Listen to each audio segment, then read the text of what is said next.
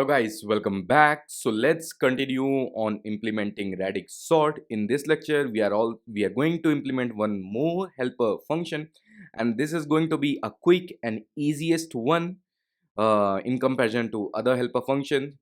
So let's quickly start implementing it, and then in the next lecture, let's finish the Radix sort implementation because these helper functions are important for the implementation of the Radix sort.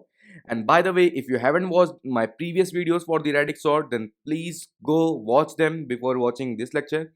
Otherwise, you will get no idea what is going on here, right? So without wasting any further time, let's get into it. So I have this most digit, which you guys might know already, which I picked from the Stack Overflow, and the link is already in there in the Radix sort, I think, first video description. So make sure to get it from there and be ready with your code, right? So let's understand what is there. So most digits, right?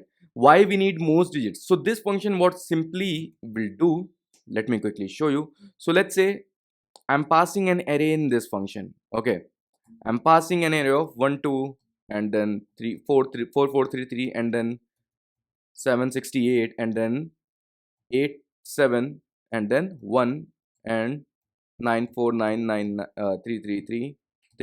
So right now this is the number which have most digits. Okay, so what this one should do, this one should give like this is the number which have the most digits, and it will return the count. It will return how many digits this number have. That is what we are going to see in this particular helper function. Okay, so let's count how many digits we have. 0 1 2 3 4 5 6 7 7, right? If I haven't counted incorrectly, right? So let's wrap it in console log to see how many digits are there, because as much as I know, this is the largest one which I have stored. So this one have 7, and as you can see, it is returning 7 here, right? That means what this function will do, this one will simply identify the largest number which have the most digits. Okay, and it will return like how many digits that particular number have. Okay, that is actually important for the Radix sort implementation, and this one is the easiest one. Okay, so let's walk through the code. Before that, let me just quickly experiment once more. So let me just remove rest of the numbers to see which one will come now. Okay, so now we are getting 4. So we have this number 4433. Okay, so this one have 4 digits, right? So right now we are getting 4 because of this number. This is the like a bigger number right now because this one have most digits. Okay, so that is what this function will do. Okay, so let me comment it now, and then let's quickly walk through. So we are going to pass an array of numbers. As you can see here, we are passing array of numbers. By default we are setting max to 0, and then we are looping through the array of numbers, and then we are simply using mat.max in which the first parameter we are passing the max variable by default, which is 0, and in the second parameter we are passing digit count. So digit count is the one which we have implemented in the previous video. What it is, here we have to pass a number, and it will give us the count like of the digits, how many digits that particular number have. So if we pass this number, then digit count will give us 4. If we pass this number, then digit count will give us 2. Simply the count of the digits, how many digits that particular number have. That is what this does. Okay, so let's say the max is 0 right now, and then from digit count you have written, or you have passed the number, you have passed this number. Okay, so this one will return 4. So mat.max, what it will do, it will pick the maximum number, right? So in 0 and 4, which one is max? Obviously 4 is max, right? That is what mat.max does. Okay, and it is going to return 4, and that is what will get stored here. Simple as that. You don't have to think much, right? So let's see that in action as well. Or let me just quickly add couple of logs so you guys will be sure. Max, and then in the second parameter we have to pass number, digit count. Okay, and then what we will do, I'll add just a string before max, and then I'll add a log here,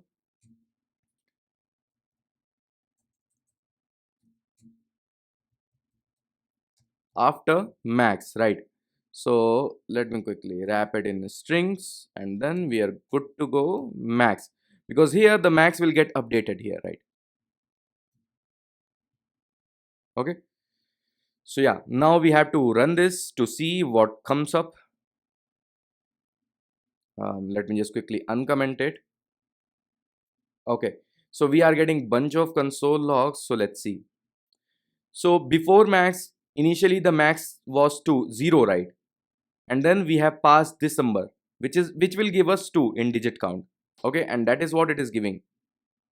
So if you see here, that is what it is giving, 2. Okay, so from 0 and 2, obviously 2 is max, so 2, this function returned 2, and which got stored in max variable now. Okay, now after max we are getting 2. That is the whole thing, and that will happen for all the numbers which we are passing. So now since we have max stored as 2, okay, now in the next iteration we have this number which will have digit count 4, right?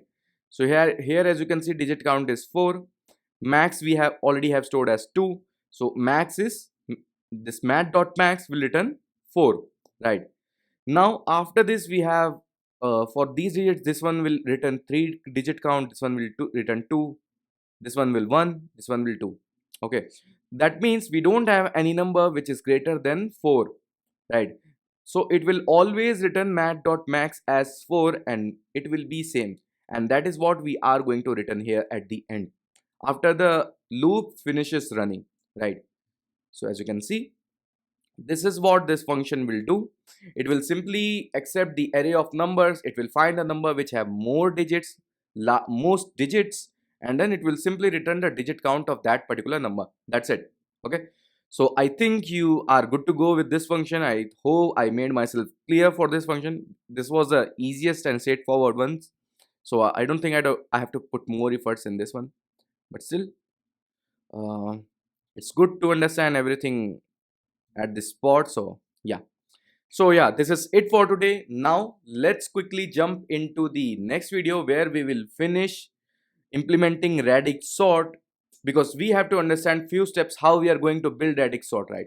I can show you the code right now as well, that is also totally fine, but you will not understand what's going on here. Okay, so that's why let's spend some time in this implementation right in the next lecture. So yeah, this is it for today. See you in the next one.